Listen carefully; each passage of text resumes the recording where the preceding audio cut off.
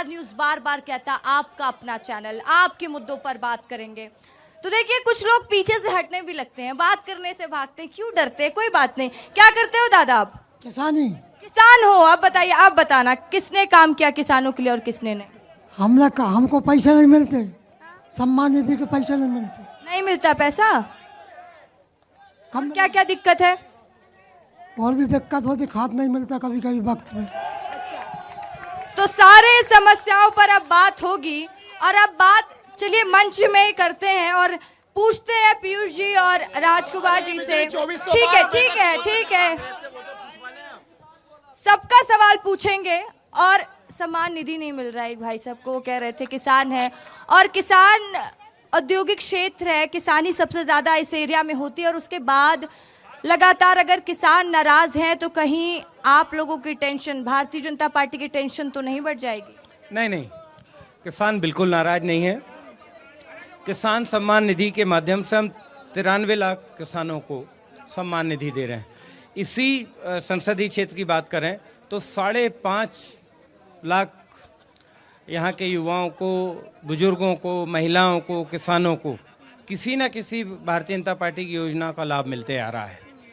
चाहे किसान सम्मान निधि हो, चाहे प्रधानमंत्री आवास योजना हो, चाहे उज्ज्वला योजना हो, लाडली बहना योजना हो, हर योजनाओं का फ़ायदा मिल रहा है। पर मैं इस पर नहीं जाऊंगा, आपने विभिन्न लोगों से बात की। मैं आपके चैनल के माध्यम से एक दो तीन चीज़ों पर ध्यान आकर्षण करना चाहूँगा। आप 2014 का अगर अपना बैलेंस शीट देखेंगे तो भारत फर्जाइल 5 में था। एक इकोनॉमी इतनी ख़राब थी कि विश्व के 5 सबसे खराब इकोनॉमी में अपना नाम था। आज हम टॉप 5 इकोनॉमी में आ चुके हैं और हम एक विजन से काम कर रहे हैं। हम अगले 3 साल में 5 ट्रिलियन इकोनॉमी बन जाएंगे। आज हम 3 ट्रिलियन इकोनॉमी हैं। और मैं एक इकोनॉमिक टाइम्स का एक आर्टिकल पढ़ रहा था, हर 1 ट्रिलियन इकोनॉमी जब बढ़ती है तो हमें 1 लाख नए चार्टर्ड अकाउंटेंट्स की ज़रूरत पड़ती है। और जब 1 लाख नए चार्टर्ड अकाउंटेंट्स आएंगे तो ऑन एन एवरेज एक चार्टर्ड अकाउंटेंट के ऑफिस में 15 से 20 लोग काम करते हैं। वो डायरेक्ट काम करते हैं और उनके पीछे 25 से 30 लोग और काम करते हैं। तो मेरा मानना है जब हमें एक ट्रिलियन इकोनॉमी जब हमारी बढ़ती है तो कम से कम 25 लाख लोगों को एक रोजगार अलग मिलता है। हम एक विजन से काम कर रहे हैं। 2027 में हम 5 ट्रिलियन। ये विजन जो आप लोग बना रहे हैं और मोदी की गारंटी जिसकी वजह से चुनाव हो रहा है और इसकी वजह से हम देख रहे हैं कि कई जगहों पर नए प्रत्याशी उतारे गए हैं, क्योंकि आप लोग कॉन्फिडेंट है मोदी की गारंटी पे, प्रत्याशी के नाम पर चुनाव नहीं हो रहा है, ये साफ दिख रहा है। नहीं देखिए, ऐसी बात नहीं है कि प्रत्याशी के नाम पे चुनाव नहीं हो रहा है। ये तो चुनाव लोकसभा का है और एक पर्टिकुलर कॉन्स्टिट्यूंसी में होना है तो प्रत्याशी भी इम्पोर्टेंट है। पर हमारी जो संगठन है वो वर्क करता है कि कौन प्रत्याशी बेहतर होगा, कौन नहीं होगा। जब देखा ये किसान बहुल क्षेत्र है, एक किसान के लिए काम करने वाला नौजवान साथी है जो पढ़ा लिखा है, 3 से 4 सब्जेक्ट में गोल्ड मेडलिस्ट है, तो उसको यहाँ प्रत्याशी बनाया। और हमारे लिए ये गर्व की बात है कि हमारे पास एक ऐसा लीडर है जिसके कारण हम 51% वोट देख रहे हैं। सामने वाली पार्टी के पास ऐसा लीडर है जिसके उनके 5% वोट उस लीडर के कारण कम हो जाते हैं। तो ये तो हमारे लिए गर्व की बात है और हमें उसका फ़ायदा उठाना चाहिए, तो हम उठा रहे हैं। तो चलिए देखते हैं अब कौन फायदा उठा पाता है कौन नहीं।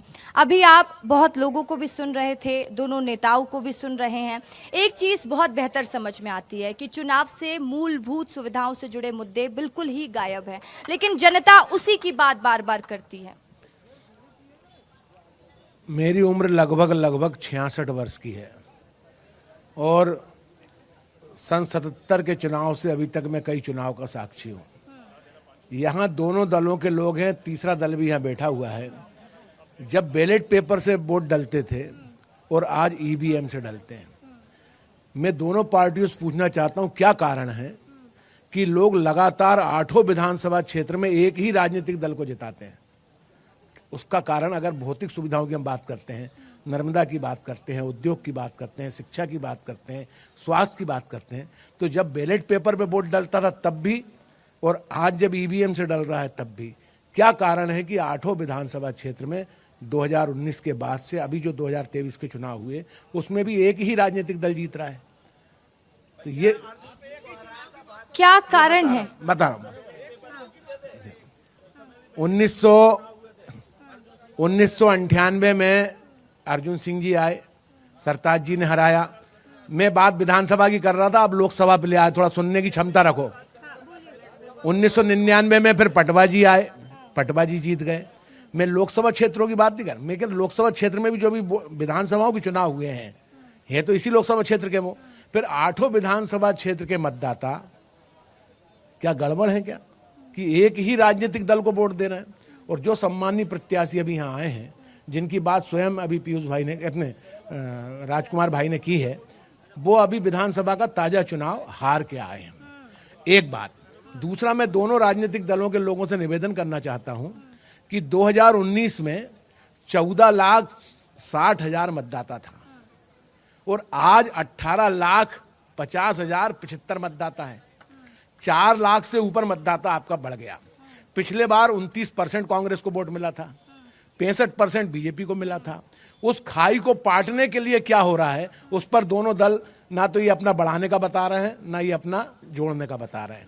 कुल मिलाकर के जो आपने महत्वपूर्ण बात की है कि भौतिक सुविधाएं या जो मूलभूत सुविधाएं होती हैं, उनकी बात हर जगह की जाती है, क्योंकि जहां भी आप एक जगह चौराहे पे अगर तमाशे वाले को भी खड़ा कर दो तो वहाँ भीड़ लगना स्वाभाविक बात है। लेकिन मुद्दों की बात अगर है तो यहाँ जो सुविधाएं अब वर्तमान में चाहिए, दोनों राजनीतिक दलों के लोगों को इस बात को स्वीकार करना चाहिए कि हम बेरोजगारी को दूर करेंगे, किसान के लिए अच्छा बेहतर कार्य करेंगे, यहाँ सड़क नाली पेयजल शिक्षा देंगे, मेडिकल कॉलेज की सुविधा देंगे और आने वाले समय में मां नर्मदा को कहा, मैं तो उम्र निकल गई मेरी सुनते सुनते, नर्मदा जैसी बह रही थी वैसी बह रही है, गंगा जैसी बह रही थी वैसी बह रही है। यही तो दिक्कत है ना सर, चुनाव के पहले ये बात होती है, जब वो प्रचार प्रसार करने घर घर जाते हैं तो कहते हैं कि सुविधा देंगे, लेकिन जैसे चुनाव जीतते हैं कोई नहीं बात करता इस सुविधा पर, कोई नहीं कहता। आप बताइए, आप लोग लगातार भारतीय जनता पार्टी पर भी आरोप लगा रहे हैं और विपक्ष का तो काम ही है आरोप लगाना, और लगाना भी चाहिए।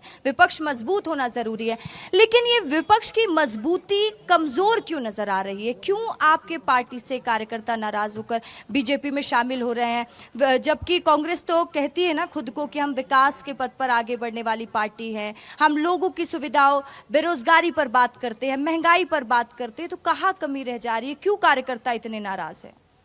कार्यकर्ता नाराज नहीं है, वो भारतीय जनता पार्टी के नेताओं की कुटिलताओं से, भय और डर से पलायन कर रहे हैं।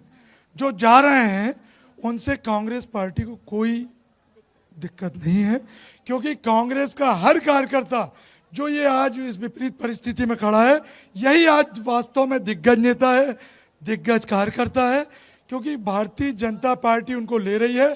भारतीय जनता पार्टी को भय है। देखिए, आप अभी हाल ही की आज की खबर है कि जम्मू कश्मीर की राजौरी अनंतनाग में भारतीय जनता पार्टी को प्रत्याशी नहीं मिला लोकसभा में खड़ा करने का। तो ये परिस्थिति है और हमारा प्रत्याशी वहां लड़ चुका है। तो ये स्थिति देश में है। तो अब ये स्थिति अभी आप तुलना करेंगे तो 281 से अधिक सीटों पर कांग्रेस ने अपने इंडिविजुअल प्रत्याशी घोषित कर चुकी है। तो इंडिया गठबंधन के नाम से बहुत बड़ा दल हमारा सामने आएगा बहुत जल्दी।